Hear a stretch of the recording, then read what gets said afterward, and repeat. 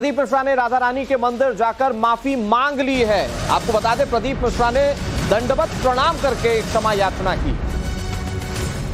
श्री राधा रानी पर अमर्यादित टिप्पणी का मामला है और जो मथुरा के साधु संत थे वो लगातार इस बात की मांग कर रहे थे कि पंडित प्रदीप मिश्रा जो हैं वो बरसाना जाएं और राधा रानी से दंडवत माफी मांगे। और ये आप तस्वीरें देख रहे हैं।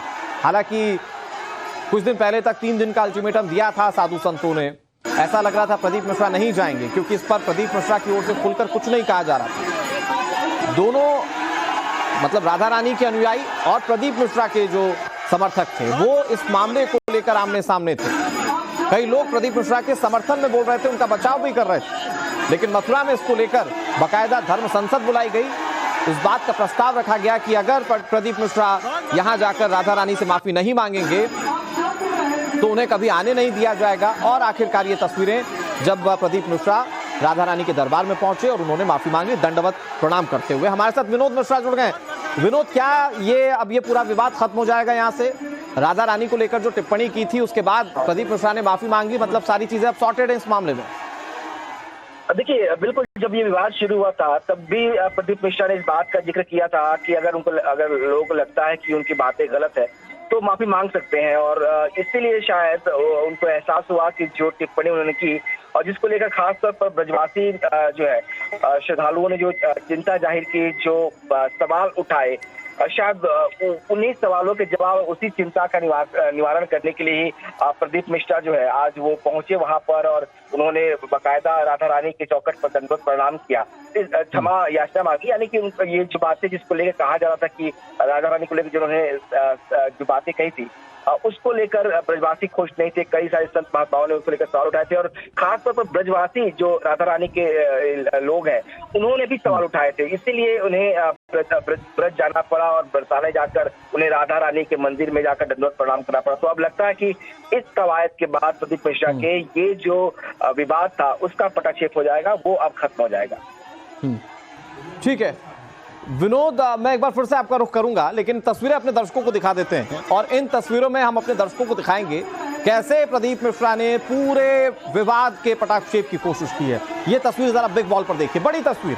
प्रदीप मिश्रा बाकायदा दंडवत वहां पर लेट गए और उन्होंने माफी मांगी। इसका क्या सीधा मतलब ये है कि प्रदीप मिश्रा इस बात को मानते हैं कि उन्होंने गलत बोला था? क्या अपने उन शब्दों को वो वापस लेते हैं? हालांकि प्रदीप मिश्रा ने अपने उस बयान पर यह सफाई भी दी थी कि ये बहुत साल पुराना वीडियो जो कि अब सामने आया है, लेकिन जो राधा रानी के भक्त थे वो लगातार माफी की मांग कर रहे थे और आखिरकार जब राधा रानी के भक्तों की माफी की मांग थी तो प्रदीप मिश्रा को झुकना पड़ा। आप देखिए तस्वीरें आपके सामने, ये बिग बॉल पर हम आपको तस्वीरें दिखा रहे हैं जिसमें प्रदीप मिश्रा राधा रानी के दर पर पहुंचे और इन्होंने बाकायदा दंडवत प्रणाम किया है और एक सज्जन कथावाचक होने का भी परिचय दिया है, क्योंकि इस विवाद के लंबा खिंचने की उम्मीद की जा रही थी। अगर ये माफी नहीं मांगते तो राधा रानी के जो भक्त थे वो इस बात का अल्टीमेटम दे चुके थे कि इन्हें कभी बरसाने नहीं आने दिया जाएगा। और इसके बाद ये सवाल था कि ये वाकई जाएंगे या नहीं जाएंगे, क्योंकि कई सारे ऐसे लोग थे जो प्रदीप मिश्रा के भी समर्थन में थे। लेकिन आखिरकार राधा रानी मंदिर बरसाना पहुंचे प्रदीप मिश्रा और उन्होंने दंडवत प्रणाम किया, इसके लिए माफी मांगी। ये तस्वीरें एक्सक्लूसिवली हम आपको दिखा रहे हैं। राधा रानी पर जो उन्होंने टिप्पणी की थी उसके बाद से लगातार एक गुस्सा था, कई सारे सवाल लोग पूछ रहे थे। हालांकि ये भी सवाल था कि वो जो कह रहे हैं वो किन तथ्यों पर कह रहे हैं। कुछ लोग उन तथ्यों को भी डिफेंड कर रहे थे, कुछ लोग कह रहे थे कि राधा रानी बरसाना से हैं, इसके पूरे प्रमाण हैं। और जो साधु संत थे वो इसको लेकर लगातार आक्रोशित थे। आखिरकार ये आप तस्वीरें देख रहे हैं जब पंडित प्रदीप मिश्रा राधा रानी मंदिर पहुंचे, राधा रानी के दर पर पहुंचे और उन्होंने माफी मांग ली है। ये एक्सक्लूसिव तस्वीरें हम आपको दिखा रहे हैं। काफी प्रसिद्ध कथावाचक हैं, मध्य प्रदेश में अलग अलग जगहों पर कथा करते हैं। भगवान शिव को लेकर ये जो रेमेडीज बताते हैं इसको लेकर काफी चर्चा में रहे, काफी सुर्खियों में रहे। लेकिन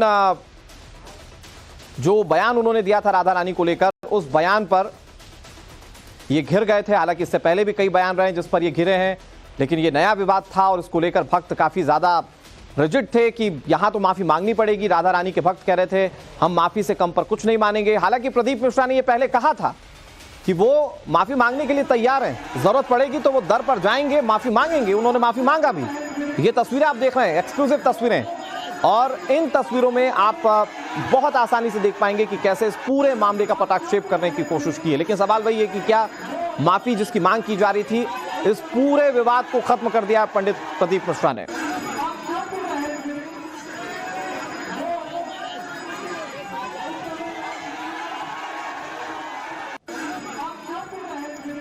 तो ये तस्वीरें अपने आप में काफी बड़ी हैं और इसे धर्मगुरु कैसे देखते हैं, क्योंकि इसको लेकर लड़ाई बहुत लंबी थी, चर्चा बहुत लंबी थी। हमारे साथ दो बेहद खास मेहमान जुड़ गए। हमारे साथ अजय गौतम जी जुड़ गए जो कि हिंदू धर्मगुरु है, हमारे साथ ऋतु सिंह जुड़ गई है स्टूडियो में जो कि हिंदू धर्मगुरु है। दोनों का स्वागत करते हुए सबसे पहले ऋतु जी, मैं तस्वीरों पे बात करना चाहूंगा। प्रदीप मिश्रा आखिरकार चले गए, राधा रानी के दर पर माफी मांग ली, मतलब सारा विवाद खत्म हो गया। बिल्कुल, देखिए बहुत ये स्वागत योग्य फैसला है प्रदीप जी का, और राधा रानी ने उनको सद्बुद्धि दी, भले ही थोड़ा बहुत देर से दी, लेकिन अब वो राधा रानी के दर पे चले गए हैं, माफ़ी मांग ली है, तो विवाद खत्म है। लेकिन फिर भी ये जो कुछ भी ये घटनाक्रम इतने दिनों से चल रहा है वो बहुत ही निंदनीय रहा, बहुत शर्मनाक रहा। आप बताइए कि ये राधा रानी विषय जो कि स्वयं गोलोक स्वामिनी है, ब्रह्मांड स्वामिनी है, कृष्ण की आह्लादनी शक्ति है, उन पर इतना विवाद हुआ। तो देखिए बहुत कुछ घटनाएं ऐसी होती हैं जो सनातन धर्म को शर्मसार करती हैं। जी ऋतु जी, आपको लग रहा है कि अभी भी देरी कर दी है पंडित प्रदीप मिश्रा ने? बहुत देरी की है, और अब देखिए आगे वो क्या उनका रवैया है, इस पर कब तक वो कायम रहते हैं, कब तक वो कोई दूसरी भूल नहीं करते, जैसा अभी निरंतर कर रहे हैं और लगातार सनातन धर्म पे चोट कर रहे हैं वो इस तरह की बातें करके। और कुछ भूले ना, कुछ गुनाह ऐसे होते हैं जो माफी मांगने के बाद भी कायम रहते हैं। नहीं, तो लेकिन ऋतु जी भगवान तो सबको हर गलती को माफ कर देते हैं। उन्होंने कहा था राधा रानी बुलाएंगी मैं जाऊंगा और माथा टेक कर माफी मांगूंगा, तो वो उन्होंने कर लिया। ये देखिए एक मिनट मैं आपको रोक रहा हूं, ये एक्सक्लूसिव तस्वीर पंडित प्रदीप मिश्रा कैसे दंडवत प्रणाम कर रहे हैं राधा रानी मंदिर में, ये तस्वीर आपके सामने है। और मैं अजय गौतम जी आपसे सवाल पूछूंगा कि भगवान माफ कर देते हैं तो यहाँ तो माफी मिल गई होगी, और आप मुझे ये बताइए कि क्या विवाद का भी निपटारा हो गया इसके साथ? पहली बात तो ये थी कि जो उन्होंने कहा था वो शास्त्र सम्मत था, उसमें माफी मांगने की कोई आवश्यकता थी नहीं। फिर भी ये था कि लोगों की भावनाओं का सम्मान करने के लिए हमारे यहाँ तो परंपरा है, हम अपने गुरु के आगे दंडवत करते हैं, किसी भी मंदिर जाते हैं दंडवत करते हैं, शिवालय जाते हैं दंडवत करते हैं, और दंडवत करके हमारे यहाँ परंपरा है इस तरीके से प्रणाम करने की। और इसमें उन्होंने पहले भी ये कहा था प्रदीप मिश्रा ने कि मैं तो खुद राधा रानी का उपासक हूँ, मैंने तो खुद राधा रानी की स्तुति करता हूँ। ऐसे में अगर वो मंदिर गए हैं और उन्होंने जाके वहां प्रणाम कर लिया, और अगर किसी को लगता है कि कोई बात ऐसे नहीं ऐसी थी, तो लेकिन मैं फिर भी वापस से कहता हूँ जो कुछ उन्होंने कहा था मिश्रा जी ने वो शास्त्र के अनुसार था, जो लिखा है धर्म ग्रंथों में वही था। माफी मांगने की आवश्यकता नहीं थी, फिर भी अगर जाके प्रणाम कर लिया तो अच्छी बात। पंडित अजय गौतम जी, आप जानकार व्यक्ति हैं, ये जिस तरह से वो माफी मांग रहे, देखिए पहले तो मथुरा के साधु संतों ने खुलकर कहा था कि आप आइए, नाक रगड़िए, माफी मांगिए, दंडवत प्रणाम करते हुए वैसे ही माफी मांग रहे हैं। ठीक है, आप उसको शास्त्रार्थ के हिसाब से सही बोल सकते हैं जो पंडित प्रदीप मिश्रा ने कहा, लेकिन इन तस्वीरों से तो ये लगता है कि पंडित प्रदीप मिश्रा को भी हो सकता है कि इस बात का एहसास हो गया हो कि उन्होंने गलत कह दिया और उन्होंने जाके माफी मांगी। देखिए अब उन्होंने दंडवत किया है, ये तो जब तक प्रदीप मिश्रा जी का खुद से इंटरव्यू ना आ जाए कि उन्होंने किस माफी मांगी है या प्रणाम किया है, किस विषय के लिए मांगी है, ये तो तब तक होगा। अभी तो हम ये मान रहे हैं कि वो मंदिर चले गए, माफी मांग ली, लेकिन वास्तव में माफी मांगी है नहीं मांगी है, ये तो जब तक उनका स्टेटमेंट नहीं आ जाए तब तक इसको अपने तरीके से ये कहना कि उन्होंने नाक रगड़ के माफी मांगी, मुझे लगता है थोड़ी जल्दबाजी। ऋतु जी आप कह रही हैं देरी कर दी, पंडित अजय गौतम कह रहे हैं कि ये माफी मांगी है, इस बात की भी श्योरिटी नहीं है इन तस्वीरों में। हाँ बिल्कुल सही बात है। और देखिए एक बार आप बार बार कह रहे हैं भगवान माफ कर देते हैं, ये सच है, लेकिन ब्रज के लोग, ब्रजवासी जिनके हृदय में राधा रानी विराजमान है, वो इनको माफ करते हैं कि नहीं? बात तब है, ईश्वर तो माफ कर देते हैं, बहुत दयालु होते हैं, मगर ईश्वर के चाहने वाले, ईश्वर के भक्त बहुत मुश्किल से माफ करते हैं। और यहाँ बात राधा रानी की हो रही है, तो ये स्थिति इतनी आसान नहीं है, मुझे नहीं लगता। लेकिन पंडित अजय गौतम भी तो बता रहे हैं कि शास्त्रों में जो कहा पंडित प्रदीप मिश्रा ने वो ठीक कहा है, तो अगर इस तरह के तर्क के साथ अभी और पंडित प्रदीप मिश्रा अगर डटे रहते हैं मैदान में, तो क्या विवाद और लंबा खिंच सकता है क्या? बिल्कुल बहुत लंबा खिंच सकता है, और शास्त्र के अनुसार सही इसलिए नहीं है कि एक तो प्रदीप मिश्रा ने भले ही वो शास्त्र में जो बात थी, एक तो उन्होंने पूरा नहीं पढ़ा, बहुत छोटा सा पाठ पढ़ा और उसको आधे अधूरे ढंग से उन्होंने पेश किया है। विवाह के बारे में जो बात की, विवाह राधा रानी का नहीं हुआ है, राधा रानी की छाया का हुआ है जो उन्होंने स्थापित की थी। दूसरी बात, जो उनका टोन, आप लहजा देख रहे हैं, कितनी अमर्यादित टिप्पणी, अमर्यादित लहजा।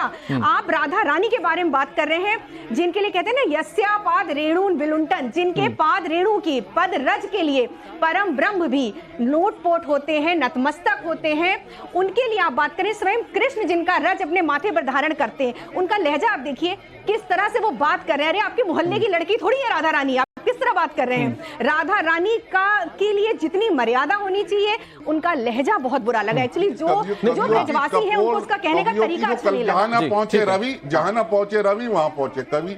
अब बात यह है कि इसी तरीके से ये कह देना कि माँ काली, ऐसे सुनिए, राधा रानी के उपासकों का ये कह देना कि माँ काली जो है वो अपने बालों से ब्रिज में झाड़ू लगाती है राधा रानी के लिए, ये कह देना भगवान शिव जो है वहां पर वो पीक दान लेकर खड़े रहते हैं, ये कोपित कल्पनाएं हैं, ये कुछ नहीं है। जो जिसको मानता है वो उसी को ब्रह्मांड में केंद्र में रख लेता है और बाकी को न्यून कर देता है, गौण कर देता है। ठीक है, ये वास्तविकता है। प्रदीप मिश्रा जी ने कुछ नहीं गलत कहा। श्रीमद् भागवत के अंदर जब कन्यादान का प्रकरण आता है तो रुक्मणी का आता है या राधा का आता है, बता दीजिए। लेकिन ओके, मैं ऋतु जी रोक रहा हूं आपको।